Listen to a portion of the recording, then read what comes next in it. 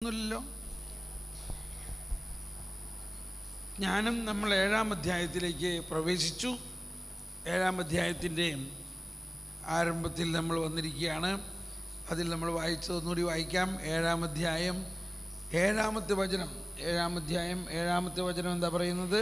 ഞാൻ പ്രാർത്ഥിച്ചു, എനിക്ക് വിവേകം ലഭിച്ചു.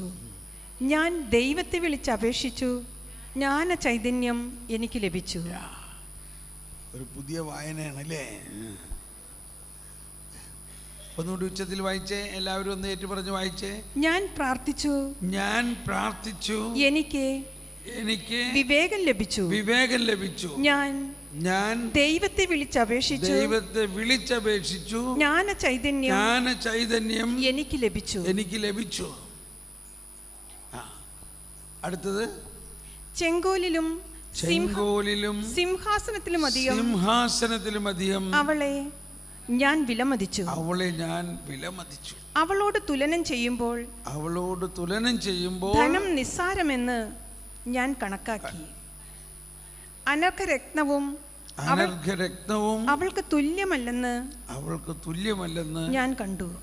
ഇവിടെ നമ്മൾ മനസ്സിലാക്കേണ്ടത്, ഇനി സോളമൻ ഈ ജ്ഞാനത്തിൻ്റെ വിലയാണ്, ഇതിൻ്റെ വാല്യൂ എത്രത്തോളം വലുതാണെന്ന് മനസ്സിലാക്കാൻ പ്രധാനമായിട്ട് 4 കാര്യങ്ങൾ പറയുകയാണ്. 4-5 കാര്യം. ഒന്ന്, സോളമൻ പറയുകയാണ്, ഈ ഇസ്രായേലിലെ രാജാവായ ഞാൻ എൻ്റെ ചെങ്കോലും ഈ രാജകീയ പദവിയും ഈ ജ്ഞാനവുമായിട്ട് തുലനം ചെയ്യുമ്പോൾ അത് ഒന്നുമല്ല, അത്രയ്ക്ക് വലിയ ഒന്നാണ് ജ്ഞാനമെന്ന്. ഒന്നുകൂടി വായിച്ച ഭാഗം ഒന്ന് കേട്ടോ.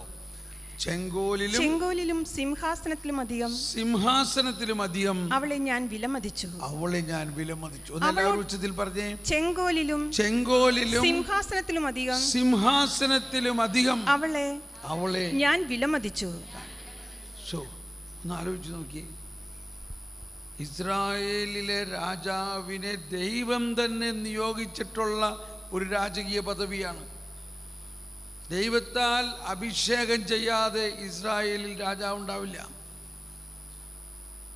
അങ്ങനെയുള്ള ആ രാജപദവിയും ആ ചെങ്കോലും സിംഹാസനത്തിലും അധികം ഞാൻ അവളെ വിലമതിച്ചു. ഇനി നമ്മൾ മനസ്സിലാക്കേണ്ടത് ഈ ജ്ഞാനത്തിൻ്റെ വില എത്രയാണ്.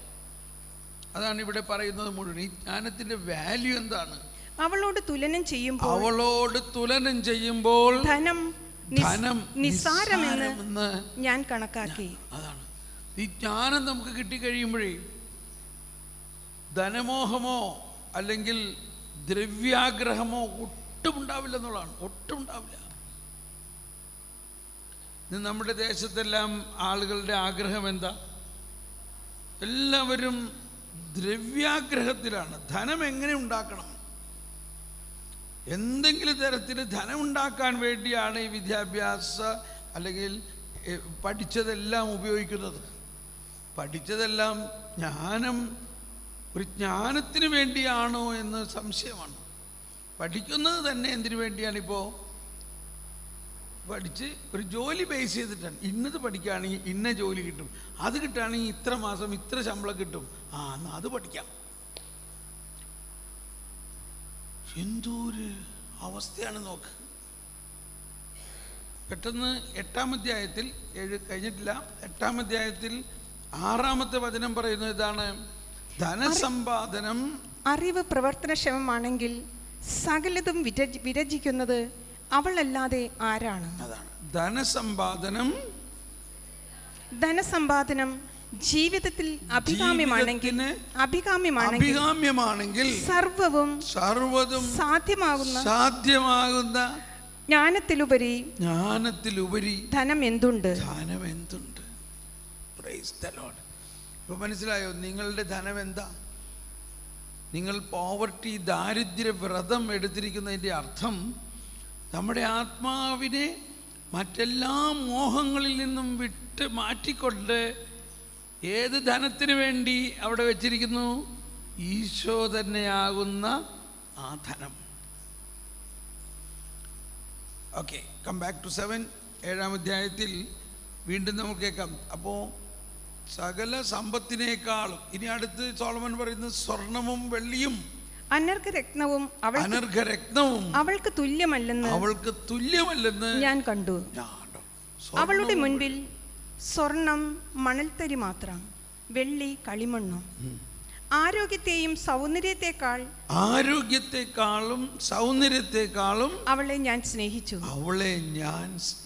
പ്രകാശത്തെക്കാൾ കാമ്യമായി അവളെ ഞാൻ വരിച്ചു. അവളുടെ കാന്തി ഒരിക്കലും ക്ഷയിക്കുകയില്ല. അവളോടൊത്ത് എല്ലാ നന്മകളും എണ്ണമറ്റ ധനവും എനിക്ക് ലഭിച്ചു. കണ്ടോ കാര്യം ഇത്?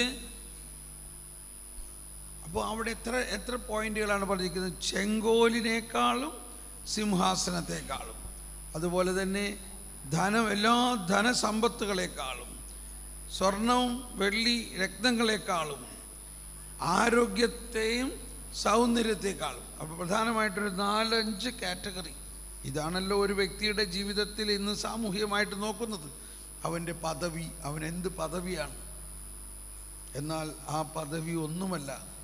അവന് എത്ര ആസ്തിയുണ്ട്, എത്ര ലക്ഷം, എത്ര കോടി രൂപ, എത്ര പൈസയുണ്ട്, അതൊന്നുമല്ല.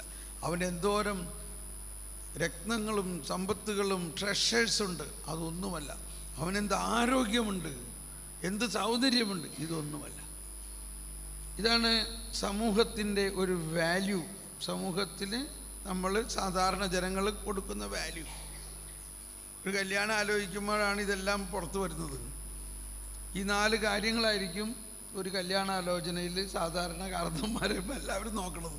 എന്താണ് അവൻ്റെ പദവി, എന്താണ് അവൻ്റെ ധനം? എന്നാൽ ആരെങ്കിലും നോക്കുന്നുണ്ടോ അവന് എത്രത്തോളം ദൈവിക ജ്ഞാനമുണ്ട്? നോക്കുന്നുണ്ടോ?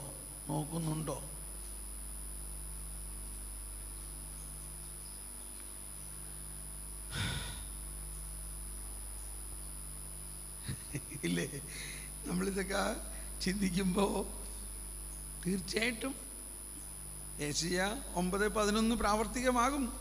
ജ്ഞാനം ലോകത്തിൽ നിറയുമ്പോൾ ഇതൊക്കെ ഉണ്ടാവും.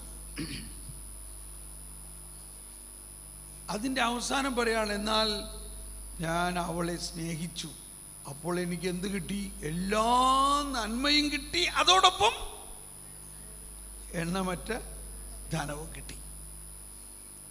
അതൊരു സ്പെക്കുലേറ്റീവ് ആയിട്ടല്ല. അങ്ങനെയെങ്കിൽ നമുക്ക് ജ്ഞാനത്തെ സ്നേഹിച്ച ധനം കിട്ടുമല്ലോ എന്ന് സ്പെക്കുലേറ്റീവ് ആയിട്ടല്ല.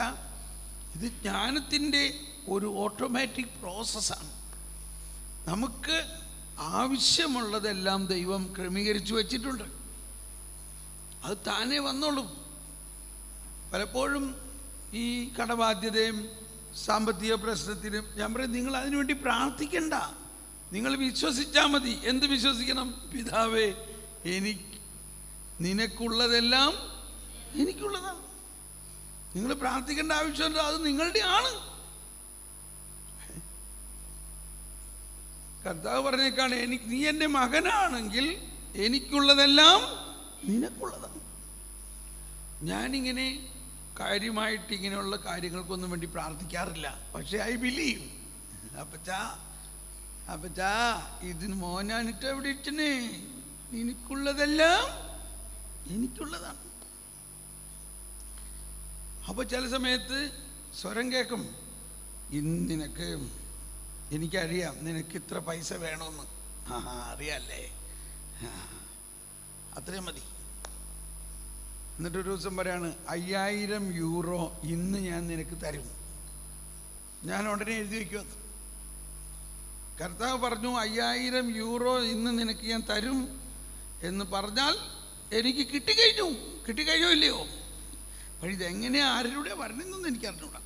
അപ്പോൾ രാവിലെ ഇങ്ങനെ പ്രാർത്ഥിക്കുന്ന നേരത്ത് പറഞ്ഞു, 7 മണിയായിട്ടുണ്ടപ്പോൾ 8 മണിക്ക് കുറച്ച് കൗൺസിലിംഗ് ഉണ്ടായിരുന്നു.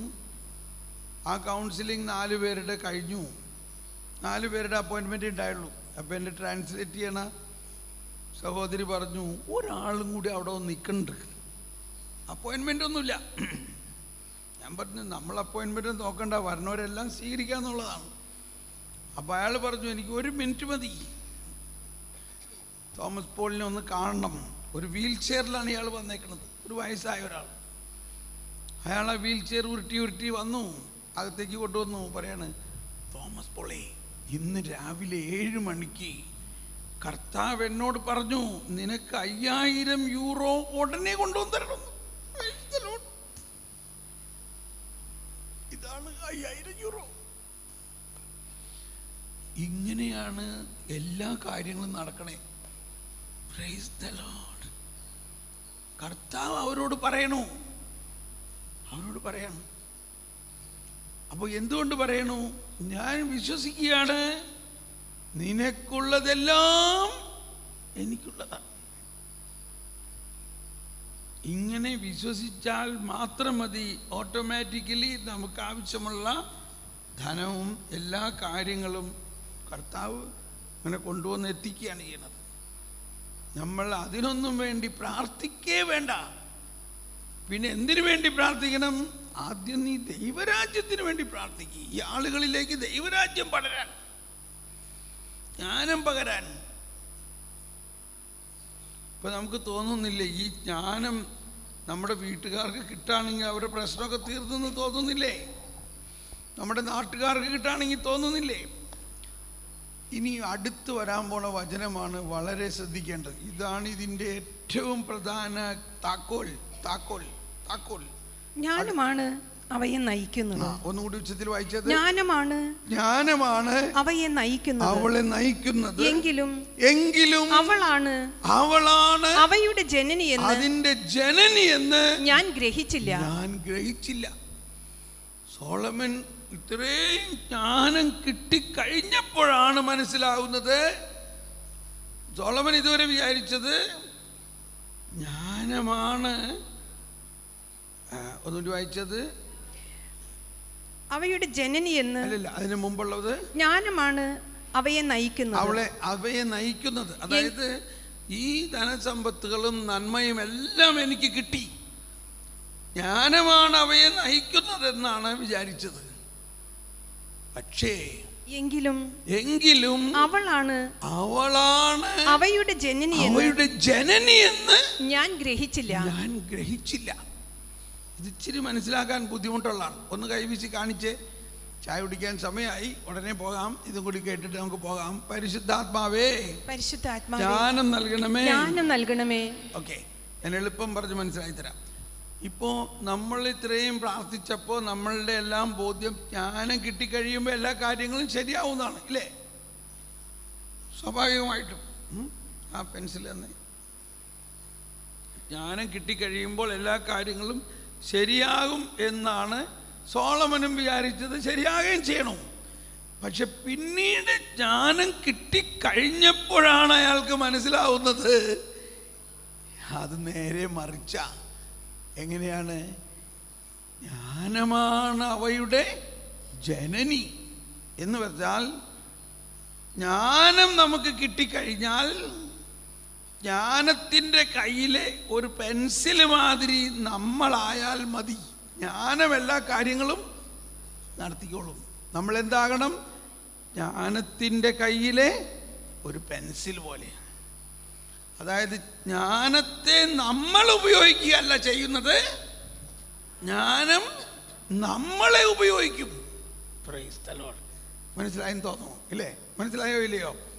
ഈ പെൻസിൽ നമ്മളുടെ കയ്യിൽ കിട്ടി, നമ്മൾ പെൻസിലെടുത്ത് എഴുതുന്നു എന്ന പോലെ ജ്ഞാനം നമുക്ക് കിട്ടിയാൽ നമ്മൾ ജ്ഞാനത്തെ ഉപയോഗിക്കുകയല്ല ചെയ്യേണ്ടത്, ജ്ഞാനം നമ്മളെ ഉപയോഗിക്കാൻ നമ്മളങ്ങ് വിട്ടുകൊടുക്കുക. ഒന്നുകൂടി വായിച്ചു നോക്കി. ഇനി ഒന്ന് വായിച്ചു നോക്കിയത്. ജ്ഞാനമാണ് അവയെ നയിക്കുന്നത്, എങ്കിലും അവളാണ് അവയുടെ ജനനി എന്ന് ഞാൻ ഗ്രഹിച്ചില്ല. അവളുടെ ജനനി, അതായത് ഇംഗ്ലീഷിൽ പറയുന്നത് she is the mother of everything. അവളാണ് സർവത്തെയും ജനിപ്പിക്കുന്നത്. ദൈവം സൃഷ്ടിച്ചപ്പോൾ, സർവ്വതും സൃഷ്ടിച്ചപ്പോൾ ആ സൃഷ്ടിയിൽ പ്രവർത്തിച്ചത് 9-ാം അധ്യായത്തിലെല്ലാം കേൾക്കുന്നതും. സങ്കീർത്തനം 104:24. സങ്കീർത്തനം 104:24 പെട്ടെന്നൊന്ന് വായിച്ചേ. ജ്ഞാനത്താൽ അങ്ങയെ സൃഷ്ടിച്ചു ഭൂമി.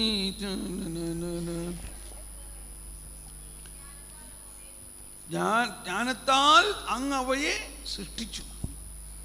ജ്ഞാനത്താൽ അങ്ങ് അവയെ സൃഷ്ടിച്ചു ഭൂമി. കർത്താവേ, അങ്ങയുടെ സൃഷ്ടികൾ എത്ര വൈവിധ്യപൂർണ്ണമാണ്. ജ്ഞാനത്താൽ അങ്ങ് അവയെ നിർമ്മിച്ചു. ഭൂമി അങ്ങയുടെ സൃഷ്ടികളാൽ നിറഞ്ഞിരിക്കുന്നു. അതായത് ജ്ഞാനത്താൽ, ജ്ഞാനം ഇസ് ദ മദർ, ഈ വൈവിധ്യമാർന്ന സൃഷ്ടി. ആ അർത്ഥത്തിലാണ് നമ്മൾ ഏഷ്യായിൽ കണ്ടില്ലേ, ചെന്നായിയും ആട്ടുംകുഞ്ഞും. കണ്ടോ വൈവിധ്യം?